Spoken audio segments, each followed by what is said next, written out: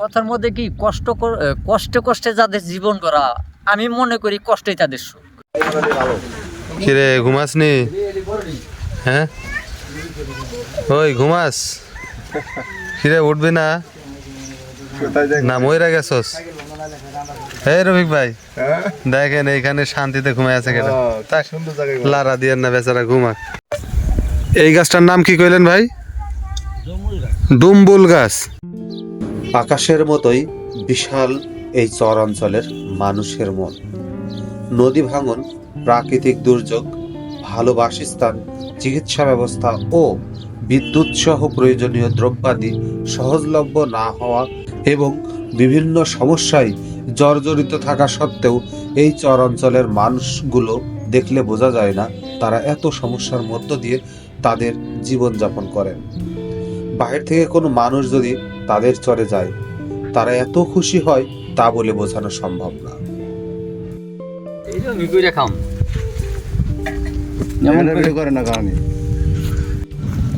আসসালামু আলাইকুম। ওয়ালাইকুম আসসালাম ওয়া রাহমাতুল্লাহি ওয়া বারাকাতুহু। ভাই আপনার বাড়ি কি এই চরে নাকি?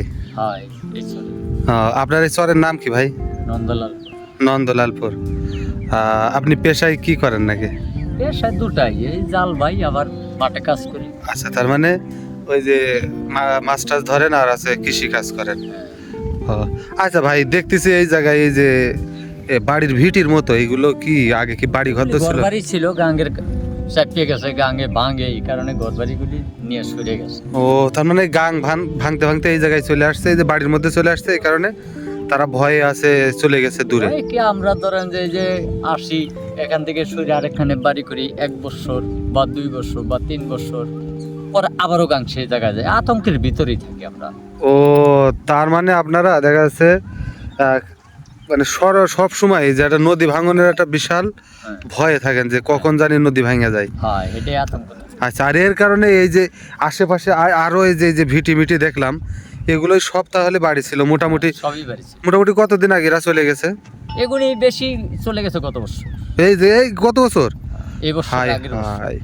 আচ্ছা, তাই এখানে এই যে চরে থাকেন, তো এই যে বিভিন্ন সাপ পোকড়ের যে ভয়, এগুলা আবার মাঠে যখন কাজ করতে যাই তখন আবার মাঠের কাজে আমরা আতঙ্ক থাকি। আতঙ্কে থাকেন না? এই যেরকম গত বছর রাসেল ভাইরাস অনেক বৃদ্ধি ছিল। এই যে রাসেল ভাইপার। হ্যাঁ, রাসেল ভাইপার অনেক বৃদ্ধি ছিল। আচ্ছা আচ্ছা। এই চরের 10 জনের মতো মারাও গেছে। 10 জনের মতো মারা গেছে? মারা গিয়েছে, কিন্তু কি আঘাত করলে ওইটা আপনার নিয়ন্ত্রণ টাইম আছে, টাইমের ভিতর তো আমরা উপর যাওয়া আসা করতে আমাদের কষ্ট হয়, সেই কারণে যেমন সময় শর্ট হয়ে যায়। তার মানে আপনার এই যে চিকিৎসা সেবার কারণেও আপনারা বেশিরভাগ আপনাদের ক্ষতিটা হয়, চিকিৎসার জন্য উপরে যেতে হয়, এছাড়া আর কোনো আর রাসেল ভাইপার তো খুবই একটা বিষাক্ত সাপ, তাহলে আপনাদের এই আতঙ্কেও থাকা লাগে। এই আতঙ্ক, মাঠে কাজে গেলে আমাদের এই আতঙ্ক থাকতে হয়।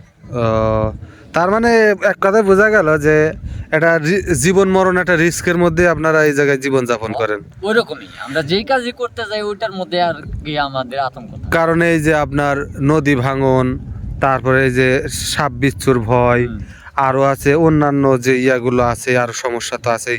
তারপর চিকিৎসা সেবা পান না ঠিক মতো, তারপর দেখা যাচ্ছে সময় মতো কোনো পণ্য আপনারা আছে কিনতে পারেন না, কারণ আপনাদের কিন্তু তেমন বাজার ঘাটও নাই মনে হয়। তো এখন আছে, তারপরে ওই কি কেমন থাকেন আপনারা, মানে এই যে এত কষ্টের মধ্যেও কি আলহামদুলিল্লাহ ভালো আছেন নাকি না? তার মানে বুঝতে এটা বলতে চাচ্ছেন যে যাদের জীবনই কষ্টে তাদের আর সুখ আর দুঃখ কি? সুখ তো উপভোগ করতে পারিনি, সুখ বুঝবো কি করে? আচ্ছা, কষ্টেরই মনে করি আমরা এটাই সুখ। আচ্ছা আচ্ছা, যাক, আল্লাহ ভরসা, আল্লাহ। তো আপনারা এই ভাইয়ের মুখে শুনলেন যে এই চরবাসী যারা চরে জীবন যাপন করেন, ইনাদের জীবনযাপন কিন্তু খুবই দুর্বসহ কষ্টের। এই দুঃখ কষ্টের কথা শোনার পরে এবং জানার পরে নিজেকে মনে হয় আমরা অনেক সুখী মানুষ। গ্রামের ভিতর ঢুকেই দেখতে পেলাম একজন নাতি তার নানার চুলগুলো সযত্নে কেটে দিচ্ছেন, কারণ সচরাচর এই চরাঞ্চলে সেলুনের যে দোকানগুলো এগুলো নাই, এই কারণে এই নাতি সুযোগ পেলেই তার নানার চুলগুলো এভাবেই কেটে দেয়। কি ভাইয়া, কেমন আছেন? আলহামদুলিল্লাহ ভাইয়া, ভালো আছি। এই চরের মধ্যে আইসক্রিম বেচবার আইছেন? জি ভাইয়া। বাসা কোন জায়গায় আপনার? কুষ্টিয়াতে ভাইয়া। বাসা কুষ্টিয়া নাকি? জি। কুলফি মালাই, জি, এটা কুষ্টিয়ার বিখ্যাত কুলফি মালাই বিক্রি করেন? জি ভাইয়া। এখানে থাকেন কোন জায়গা? এখানে নারিশা বাজার থাকে। নারিশা বাজার। আর এই নারিশা বাজার থেকে আপনারা কি এই যে ট্রলারের মাধ্যমে পার হয়ে আসেন? ট্রলারের মাধ্যমে পার হয়ে আসে। আচ্ছা, আপনার আইসক্রিম কত করে করে? এটা আছে আপনার 10, 20, 30, 50, 100। রফিক ভাই, জলিল ভাই, কোনটা খাবেন? আমি এখন খাবো না। কি এখন খাবেন না মিয়া? রবিক নাও। আপনার গলায় পাড়া দিয়ে খাওয়ামো, খাবেন না মানে? 20 টাকা তো দিয়ে আছে না? হ্যাঁ ভাইয়া, এগুলো দেন। আচ্ছা, তাই এই চর অঞ্চলে কি বেচা বিক্রি হয় ভালো? ভাইয়া বেচা বিক্রি আল্লাহর রহমতে 300 পিস মালাই নিয়ে আসি, 300 পিসই ফুরায়। মাশাআল্লাহ মাশাআল্লাহ। তো আপনারা দেখতেই পাচ্ছেন 3টা বাজতে বাজতে 4টা বাজতে বাজতে শেষ হয়ে যায়। এই চরের মধ্যে এই আইসক্রিম বিক্রেতা ভাইয়েরা কিন্তু আইসক্রিম বেচতে চলে আসে। এই যে মাইকও লাগাই নিছে একটা। তা ভাইয়ের কাছ থেকে যতটুকু শুনলাম তাদের বেচা বিক্রি আলহামদুলিল্লাহ ভালো হয়। আসলে জীবন জীবিকার তাগিদে মানুষ কখন কোথায় যাবে কি করবে এটা সময়ই বলে দেয়। এটা আমাদের নির্ধারণ করা আসলে পসিবল না। বিদ্যুৎ নাই তবু টিভি চলে। চরের মধ্যে দেখতে পাচ্ছেন অনেক সুন্দর একটা মসজিদ। যতদূর জানতে পেরেছি এই মসজিদটি চরবাসী এবং এখানকার স্থানীয় যে চেয়ারম্যান আছেন এই নাসির সর্দার, ওনার বড় একটা অর্থায়নে এই মসজিদটি নির্মাণ করা হয়েছে। ও জেনারেটরের ব্যবস্থাও আছে? ও এখন তো আপনাদের এখানে কারেন্ট নাই, এই কারণে জেনারেটর আজ যেটা তো লাগে, কারণ আজান দেওয়া বা সহ বিভিন্ন কার্যক্রমের জন্য। কারেন্টের প্রয়োজন হলে তখন এই জেনারেটর অন করে দেয়। ও আবার মোটরের ব্যবস্থাও আছে? মাশাআল্লাহ মাশাআল্লাহ। ভাই এই চার্জারটা কি স্পেশালি আপনারা তৈরি করেন না অর্ডার দিয়ে নিয়ে আসেন? সৌর বিদ্যুতের জন্য না, স্পেশালি ব্যাটারি দিয়ে চার্জ দেওয়ার জন্য। যেহেতু এই চর একটি দুর্গম চর, তো এই দুর্গম হওয়ার কারণে এইখানে তেমন দোকানপাট যেখানে সেখানে পাওয়া যায় না, না যাওয়ার ফলে তারা দেখতে পাচ্ছেন এই দোকানটায় কিন্তু সকল প্রকার পণ্য বিক্রি করেন। দেখেন আলু, পেঁয়াজ, কাঁচামরিচ সহ টমেটো, এমনকি তেলের পাশাপাশি গ্যাসের ব্যবস্থাও আছে। আসসালামু আলাইকুম, ভালো আছেন কাকা? বাসা কি এই গ্রামেই? বিশ্বাসখালী। বিশ্বাসকান্দি। ও নাই, আপনার বাসা থেকে বাজার কত দূর? ওই যে বাসায় এই যে এখানে একটা আরেকটা বাড়ি এই যে কতক্ষণ লাগে? আধা ঘন্টা। ওই যে তার মানে 1-1.5 কিলোর উপরে। তো আপনারা বুঝতেই পারছেন এই চরের মানুষের জীবন যাপনে কিন্তু চিকিৎসাটাও একটা বড় ধরনের আছে বাধাগ্রস্ত। ফার্মেসি বা হাসপাতাল ব্যবস্থাটা না থাকায় এনারা কিন্তু একটা চিকিৎসা বিষয়েও কিন্তু আতঙ্কে থাকে, কারণ একটা মানুষ অসুস্থ হলে কিন্তু হঠাৎ করে তাদের ডাক্তারের কাছে নেওয়া সম্ভব হয় না, তাই না? তাহলে অবশ্যই ভারী কষ্ট হয়। অন্য যায় কোনো কাজ করে আলো যায় বসলে না সারা আর হয়নি। আচ্ছা আচ্ছা আচ্ছা, ভালো। আচ্ছা, কেমন আছো তোমরা? কোন মাদ্রাসায় পড়ো? দক্ষিণ শিমুলিয়া। বাসা কি এই চরেই? ও এই চর থেকে ওই দক্ষিণ শিমুলিয়া মাদ্রাসায় আছে যায় পড়ো, তাই তো? এখানে মাদ্রাসা নাই? এখানে হ্যাঁ হ্যাঁ আচ্ছা আচ্ছা, এখানে মাদ্রাসা আছে কিন্তু তেমন সুবিধা মতো মাদ্রাসা নাই, তাই তো? আর পড়ালেখার মানও হয়তো বা তেমন ভালো না, না? আর ওখানে পড়াশোনার মান ভালো? আচ্ছা ঠিক আছে, ধন্যবাদ।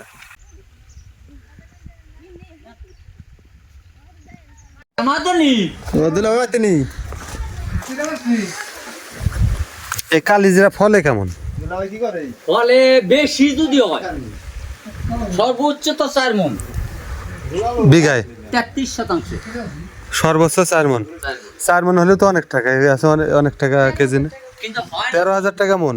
2 মণ, 1.5 মণ, 1 মণ, 30 কেজি 4, 13, 52, 50,000 টাকা বলে দেব। খরচ আছে, খরচা আছে আপনাকে? শুনি আছে চরে বলে সব ফ্রি হয়। 1 বিঘা জমি যদি কালিজিরা ফলানো হয় তাহলে 2টা নির দিতে হয়। 2টা নিরিতে 40 জন 40 জন লোক লাগে। দিনমজুরি যায়। ও এই চরে তো ঘাসের পরিমাণ বেশি হয়। 40 জন দিন মজুরি গেলে এক একটা মজুরির দাম 700 টাকা, যেরকম দাম ওই রকম খরচ। তাই না?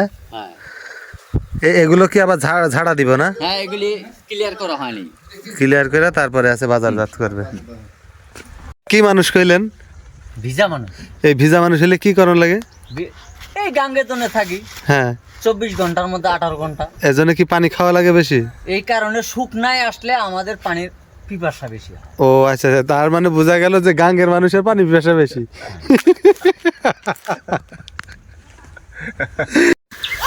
এটা খাওয়াই লাভ নাই।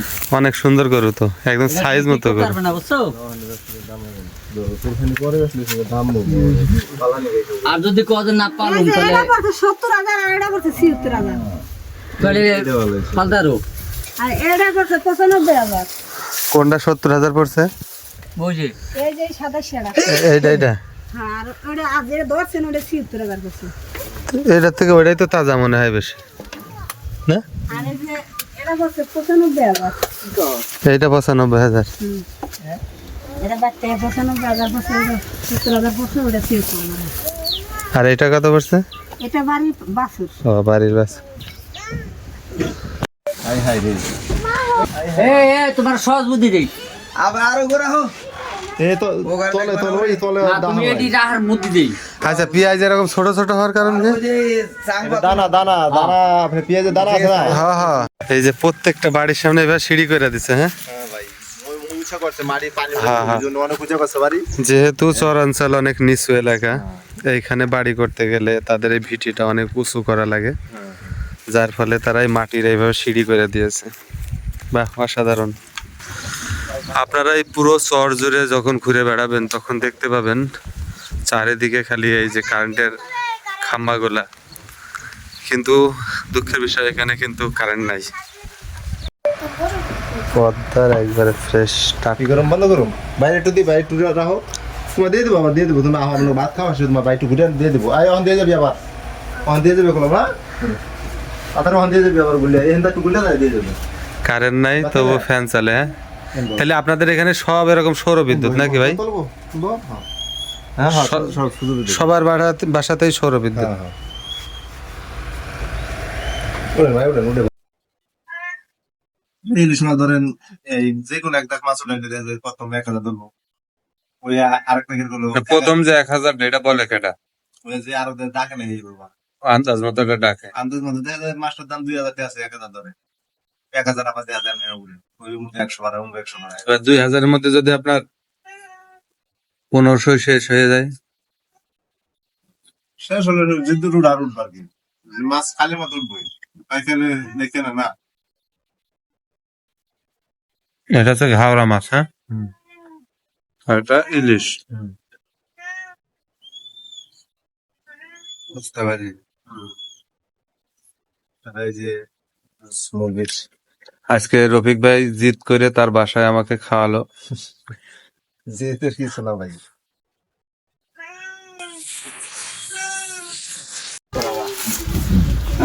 ওই ইয়ে খান, ওই যে ড্রিঙ্ক না সাদা পানি খাবেন? ড্রিঙ্কই খাই, এই যে এটা ড্রিঙ্কও মজা লাগে। নেন না আপনি, নেন। আছে না রাখ। নেন। দেখেনি এটা আছে কারেন্ট বিহীন ফ্রিজ। হ্যাঁ, না কারেন্ট নেই, বড় বড়। ওই তো বরাবরই তো কারেন্ট ছাড়া ফ্রিজ।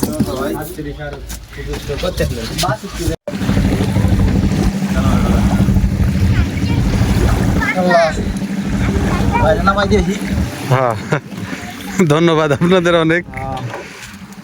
আপনারা খাওয়াইলেন, ঘুরাইলেন।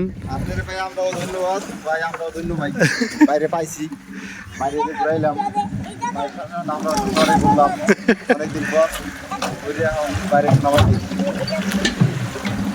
না ভাই, অনেক খুশি আমি, কারণ যতটুকু সময় দিয়েছেন, ঘুরাইছেন, ফিরাইছেন।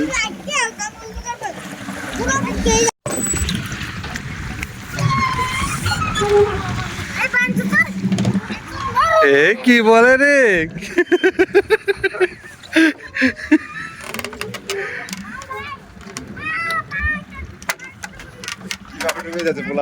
নামাই দিয়ে এবার হ্যাঁ হ্যাঁ, আজকে শুক্রবারের দিন না, নামাজ পড়তে হবে তাড়াতাড়ি।